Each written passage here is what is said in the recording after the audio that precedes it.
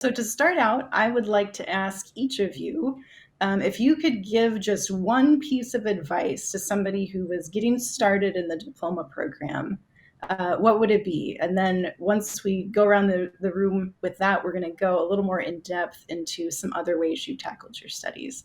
So, Stephen, I'll start with you. One piece of advice. Planning. You've got to make a plan and stick to it.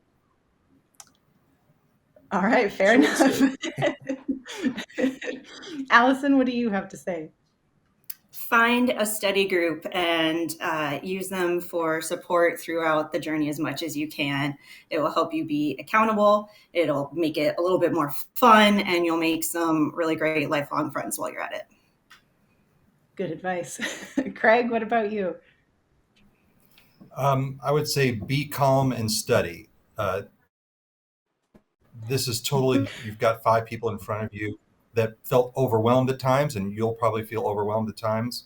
But hopefully you'll get a nugget or two out of today that's going to help you through your studies. Also find someone that's completed the program that you could reach out to while you're doing your preparation for exams. You could totally do this alone, but it's going to be a whole lot easier if you work with the cohort of your student group, and then you reach out to other graduates.